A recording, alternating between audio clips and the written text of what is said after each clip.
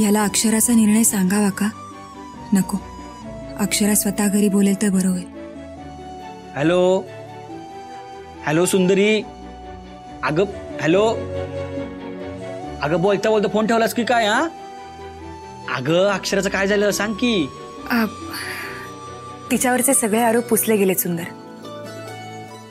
तुझं अक्षराशी काही बोलणं झालंय का?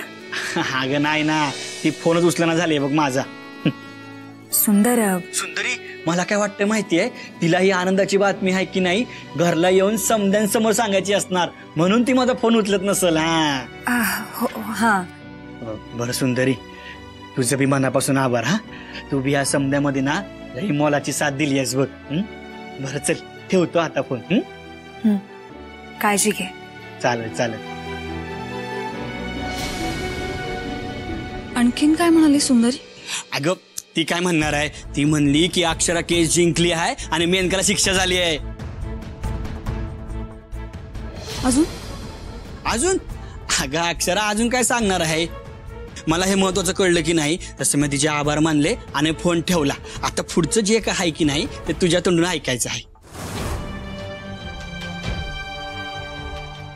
अहो पण अक्षरा, माझ्या इतकीच ना या समद्याची अजून कोणतरी वाट बघत होतं बघ.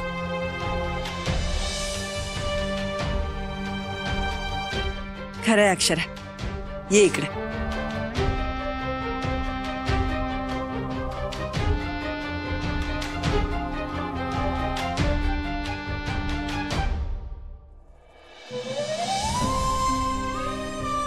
बाबा, उद्यापासून आपली अक्षरा पुन्हा एकदा वर्दी घालून रुबाबाद पोलीस स्टेशनला जाणार. तुम्ही आता काय बी काळजी करू नका. अक्षरा, आई बाबांच्या फोटो पुढे दिवा लाव आणि आशीर्वाद घे त्यांचे.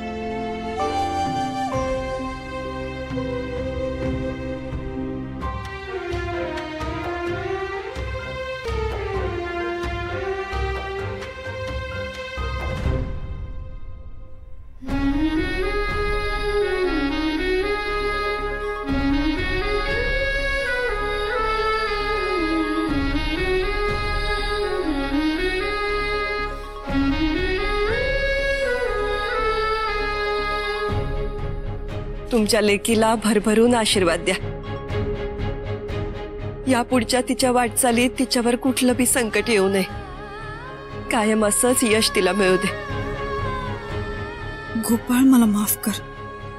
मी तुझं स्वप्न पूर्ण केलं, पण मला ते निभावता नाही आलं. त्यामुळेच मी माघार घेतेय आणि हे घरच्यांना सांगण्याची ताकद दे मला. इतका मोठा तीर मालून आली आहे. सगळ्या घरात चाललंय अक्षरा अक्षरा, आणि हिच्या तोंडावर वाजल्यात 12.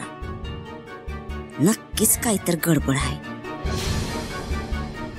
अहो आता आहो नाही आणि बिओ नाही, आता फक्त पेढे आणि बर्फी. मला लई मोठं काम आहे. मला आणि बारक्याला समद्या कोल्हापुरात पेढे वाटायला जायचंय. चल चाललो मी. ए बारक्या, हत्ती बोलवलाय ना? आज सगळे रेडी आहे. चल चल चल, आम्ही चालू. चल चल चल चल. घोडा पण आहे. आई, आता तू काही बोलूच नको. ताई, आज रात्री समदा स्वयंपाक अक्षराच्या आवडीचा करायचा.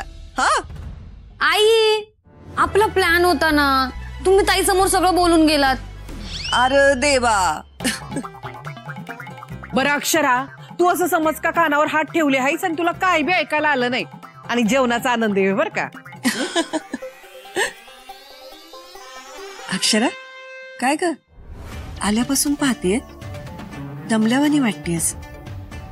लई दगदग झाली ना तुझी. चल आता जाऊन आराम कर, मग समदे जेवायला निवांत जमूया काय. चल बर. चला. चालेल. आत्या चला, आपल्याला खूप तयारी करायची आहे. शौर्य चल, केक खायचा ना.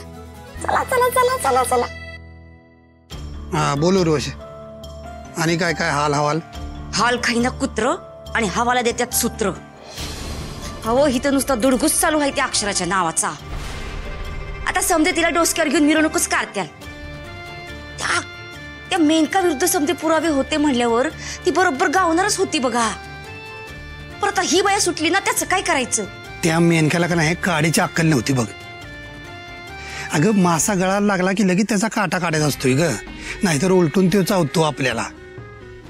हिचं काहीतरी वेगळंच, लयच वर खाली खेळवत राहिली बघ त्याला. आणि मग आता काय झालं, स्वतःच्याच जाळ्यात अडकून बसली का नाही. वयो, तिला शिक्षा झाली, ती जेलात बी गेली.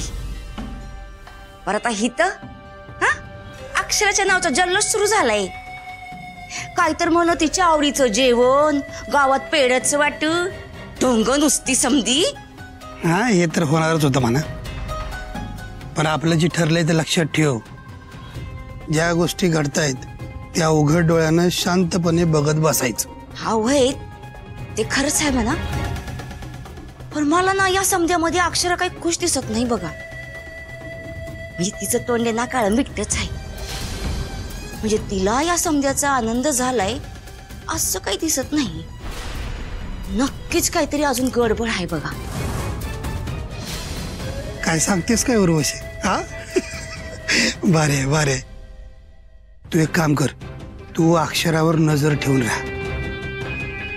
आणि एक लक्षात ठेव, जिथं गडबड असते का नाही तिथंच आपला फायदा असतोय. त्यामुळे अशा होणाऱ्या गोष्टींकडे आपलं बारीक लक्ष असणं जास्त गरजेचं आहे. वय, ते तर आहेच.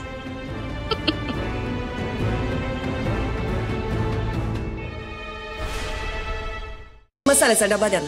हा होय. वहिनी, दूध तापायला ठेवलंय, खीर करूया आज. बेस होईल. बरं, मला मसाल्याचा डबा द्या. मस्त जिऱ्याची फोडणी करते.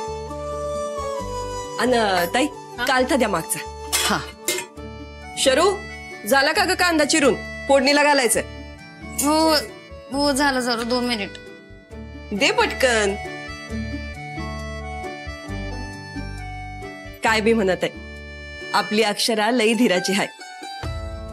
तिचं जितकं कौतुक करावं ना तितकं कमीच आहे शरू. ताई आहेच धीराची, पण जीजू ताईच्या पाठीशी आहेत ना, ती मोठी ताईची ताकद आहे. काही म्हणाई, पण आपल्या बायकोवर जीवापाड प्रेम करणारा, स्वतःपेक्षा जास्त तिच्यावर विश्वास ठेवणारा नवरा मिळायला भाग्य लागतं. बरोबर बोलतेस बर कशारू. आपला सुंदर ना हायच लय भारी. आता तुला बी असाच तुला शोभणारा नवरा शोधाय हरकत नाही बघ.